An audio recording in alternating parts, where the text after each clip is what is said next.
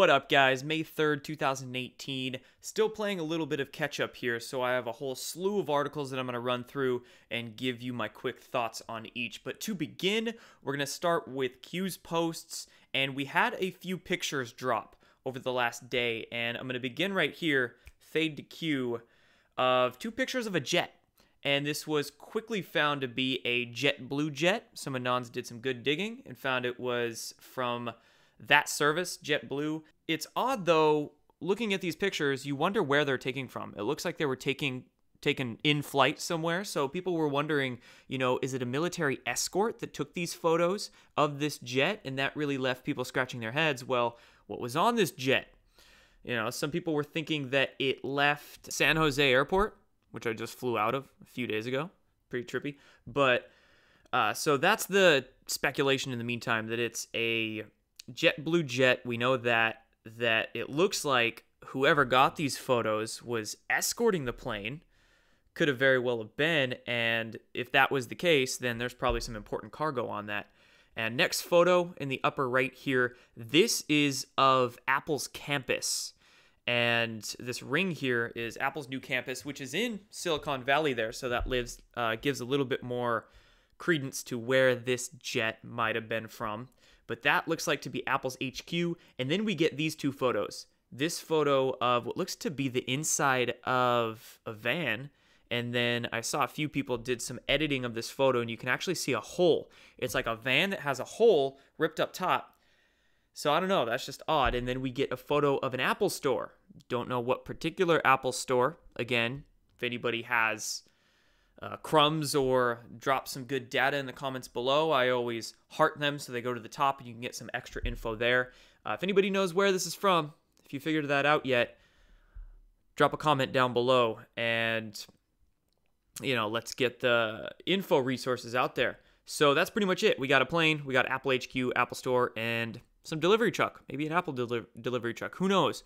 Don't exactly know what is all going on here, but I just wonder. I wonder about Apple, of course. What's really going on with that company and what's being said through these photos. Interesting. But moving on, we'll quickly go through a bunch of articles here. If you've seen this one, I shared it on my Facebook and on my Twitter. It's actually a Daily Star article, that tabloid paper out of the UK, and they ran an article on my interview of Emery Smith. Check it out. They got photos from it that they photoshopped. They even posted the name of my channel, posted by the Destroying the Illusion channel. So, hey man, going big.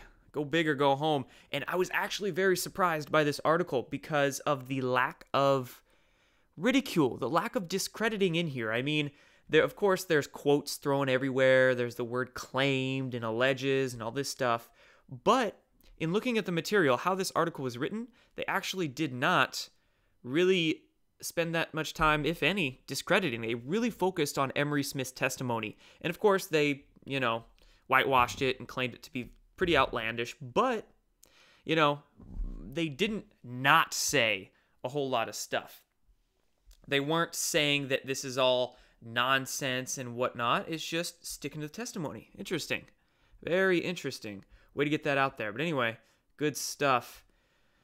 Means these videos, what's going on here is really hitting it big time. I wonder what's the actual view count on a lot of videos on my channel and other people's channels that talk about this subject matter. What's the actual subscriber count, rather than just what we see. And next few articles here, this one, Comey's memo leak contact worked at FBI for over a year, defended him in media on Clinton probe. So Comey had a buddy who was a professor who basically helped him out, worked as an FBI, quote, special government employee for about a year and a half, during which time he repeatedly defended Comey in media interviews amid the Hillary Clinton probe. So this is article number 1. I'm going to go into article number 2 here. Also from Fox News, TV stars Allison Mack and Nikki Klein married on orders from cult leader Keith Raniere, source says. So it's actually the company Nexium, that self-help group that was found to be running trafficking rings and being a cult. The self-help organization Nexium, it was their former publicist who came out and dropped the ball on this one. His name's Frank Parlato, former publicist, told Fox News A lot of weird stuff was going on in this cult, branding slaves, forcing women to have sex with Rainier. Weird shit. Okay, so we got Comey, Article 1, Allison Mack, Nexium, Keith Rainier, Article 2, and number 3 here, NBC corrects Cohen wiretap story, says FBI monitored calls of Donald Trump's lawyer, Michael Cohen. So this is breaking today that Cohen is being wiretapped.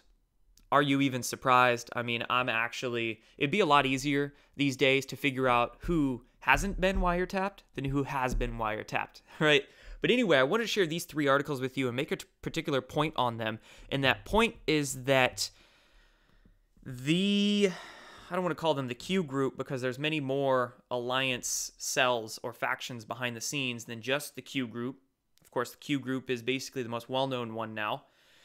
But the White Hats, the alliance, for a loose term, they're waiting as long as they can to arrest the deep state because of the public panic that it was caused. So what they're doing is leaking all kinds of bits of data that are continuously putting the FBI on check, putting James Comey out there in the limelight, putting the deep state members and those connected like the Nexium organization and all of them. They're continuously leaking info just more and more as days goes on, trying to get the collective consciousness ready, the public ready. So when these arrests do happen and the big stuff seriously hits, people will be prepared for it. Okay. And I know lots of people are impatient, saying we need arrests now. When's it going to happen? When's the hammer going to drop? And I understand that, but also understand how chaotic, traumatizing that would be for a lot of people. So if we need to wait it out a little bit longer just to get everybody ready to make this transition smoother, that's just tactical. That's strategic with how we're going about it. So I think we're going to continuously see stuff like this happen. Little bits of data come out continuously, showing a limelight on the bad actors. But soon it will happen. We will see what we want to see in the form of mass arrests. Next story, 9 airmen killed in a C-130 crash identified a day after failed flight to the Boneyard. So a big Air National Guard cargo jet crashed in Savannah, Georgia, killing all 9 National Guard members on board.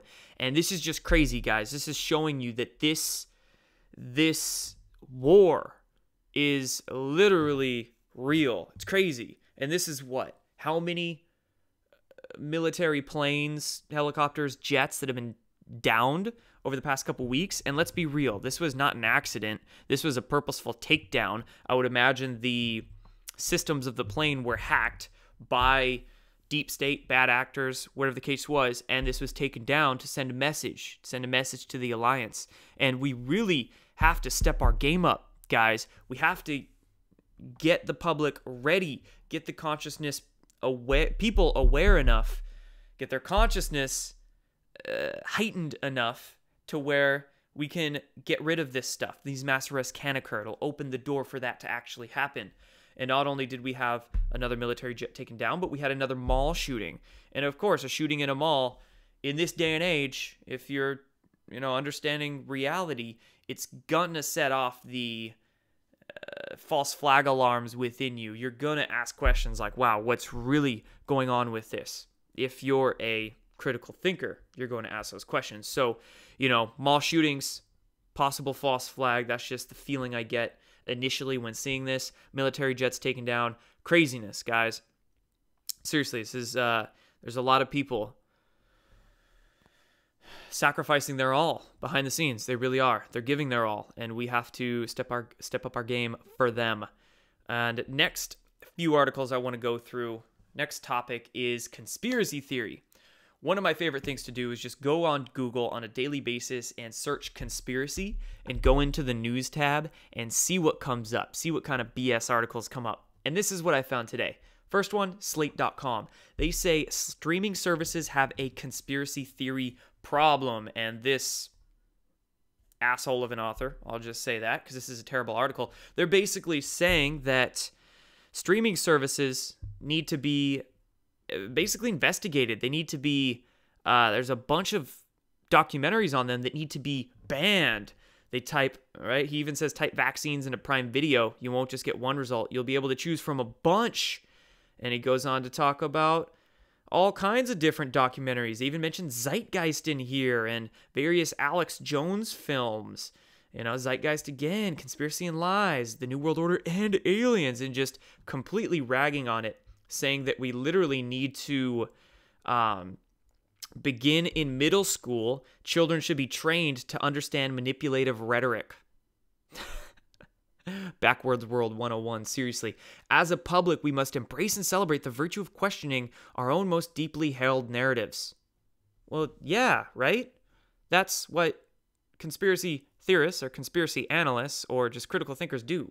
No, but this is Backwards World 101, so it's not the people that going along with the establishment need to question their narratives. It's the conspiracy theorists that need to question their narratives. I can't even right now. So there's that article. Now the next one from NPR. A conspiracy video teaches kids a lesson about fake news. And in this one, they're literally documenting how a teacher is going into classes and doing exercises with their students on how to identify conspiracy theories, how to even create them. You know, right here, a French and history teacher laughs with their students while helping them to create a conspiracy theory. So they're literally creating them so they can, quote, identify them. And, you know, as this first article says here, find the rhetoric, the manipulative rhetoric in it. That's all I got. Shaking my head. And last conspiracy theory article from NBC News, anti-Semitic conspiracy theories, Royal DC City government. And this is another article basically shitting all over this poor guy right here, Trayvon White, who, if you remember, a month or two ago, made a video in DC because it was snowing in DC, and he was talking about climate control, weather modification, and mentioned the Rothschilds. And then the media just had a freaking field day with that. Very convenient opportunity for them to trash this poor guy, Trayvon White, and trash conspiracy theories. Because Trayvon White, they keep calling him anti-Semitic. He never even said the word Jew in that little video. He was talking about the Rothschilds, which, you know, and weather modification. So they shit all over him, poor guy. And now they're continuously trying to cover ass. Use that story conveniently for their narrative, for their agenda, and cover ass with bullshit. So, hey guys, seeing all these conspiracy theory articles come out, you just know that they are getting desperate. Deep state in true panic. So, these authors, whether they're lying to us knowingly, hope not, hope they're just unaware, organic idiots, as we say. They just got their talking points. They got their talking points to write about conspiracy theories and write this and this and this about this and this and this. And boom, there we go. It's in the media. That's how it operates. Next story, we're going to go on to Zero Hedge for this one. And it says, scientists say Earth's magnetic field is acting, quote, weird. We could experience a, quote, shudder. And 1.2 thousand shares. I am glad that this story is getting out there because they're even reporting the Earth is showing signs that the poles will flip, yet scientists are denying it will happen soon. Well, I would question those scientists because we are absolutely seeing an exponential quickening of the north and south magnetic poles shifting away from where they used to be, and they're ready to flip. And we're waiting for it. We're literally in the throes of a flip right now. We're waiting on galactic super waves to hit us, cosmic waves to hit us, and we're waiting for the sun to shift as well. So there's a lot of alignments, there's a lot of cycles that are ending and beginning, and these are extremely important, if not one of the most important things to understand because, well, hell, you want to be ready and understand what's going on when crazy stuff starts happening with our planet and our cosmos, because it already is, right? But of course, the mainstream media, cover ass mode, as per usual. Science Alert, which is a mainstream science outlet, propaganda outlet that I check often, they're saying, scientists say Earth's magnetic field isn't about to flip, but it's definitely doing something weird. So they're trying to backtrack on this, saying, no, the poles aren't going to shift. No, we're not going to get any kind of magnetic reversal. Yeah, we are. We definitely are. We're waiting for it. It's really going to happen. You know, within our lifetimes, it absolutely will. Maybe even within the next decade or two. So if you actually look at how fast the north and south magnetic poles are moving. They're moving by miles and miles a year, if not faster than that. So yeah, they're gonna flip very soon. And next few articles, almost done here. Number 1, Pope Francis is auctioning his custom Lamborghini for $500,000. This came out a couple days ago. He's going to auction it off on May 12th. Custom Lamborghini, huh? Man, I should have gotten to that business, right? But geez, do churches even pay taxes? Whew. Anyway, I wonder if this guy had his assets frozen. Remember that executive order came out December 21st? Human rights abuse, declaring a national emergency, saying funds were going to be frozen of people involved in human rights abuse. I wonder why this is. I wonder if that's why Francis is auctioning off his nice car there. Not only that, but more news coming out of the Vatican Church. Cardinal George Pell to face sex assault charges in Australia. He's one of the most highest-ranking senior officials at the Vatican, and he's going to stand trial on sex abuse charges going back a long time. So, good stuff. I'm glad these weirdos, these evil people are getting exposed. And as Q said, it's going to be a very bad May for the Pope, and we can already see this begin to manifest. So, I'm very excited for the next few weeks, what that holds in store. Right here, Bill Gates was actually offered a job as a White House science advisor. He says, according to Bill Gates, according to himself, right here. So, just a couple notes on this. Bill Gates as a science advisor, that would be the most awful thing that would ever have existed. You could be sure if we had Bill Gates as a science advisor, vaccine programs wouldn't quit. They'd get worse. GMO food, of course, all those programs would get investments into them. What Bill Gates is he's a terrible, terrible human being, and his foundation is not involved in anything that's truly benevolent for humanity. It's all just for his own sick, self-serving agenda, and that's all I have to say about that. Speaking of pharmaceuticals, science, health topics, biohacker CEO found dead in flotation tank. Biohacking, that's a very marketable term these days. A lot of people are wondering what biohacking exactly is. It's not that you're hacking yourself, like getting your body or your DNA to do something that's not supposed to do. I more so liken it to optimizing. You're unlocking your own innate human potential. And with biohacking, maybe they take supplements or natural medicines or use frequency devices or vibrational therapies, anything like that. It's not like they're legitimately hooking up, like Matrix style, some computer into the back of their noggins and uploading some mainframe, hacking themselves. It's a fancy term. Want to throw that out there. But anyway, biohacking CEO, 28, geez, young dude, found dead in a Washington, D.C. spa room. Man, D.C. is a dangerous area. Honestly, if you're going to be around there, you keep yourself safe. But this, could we add him to the list of holistic health activists, researchers, and scientists that have been killed now? I mean, how many, honestly, in the last 2.5 years? 80, 90, 100 various researchers, scientists, and whatnot, going against the big pharma stat quo, all found dead under mysterious circumstances. I'm pretty sure his flotation tank would have some sort of fail-safe so he wouldn't die in it. Pretty bad for business when these things happen. So, gotta set off the mysterious alarms, the bullshit alarms within you, right? But anyway, that's it for this one, guys. Thank you for watching, for subscribing, for sharing, for liking, for commenting, for being the wonderful, truth-seeking, truth-sharing, positive, beautiful, amazing, gorgeous humans that you are. Take care.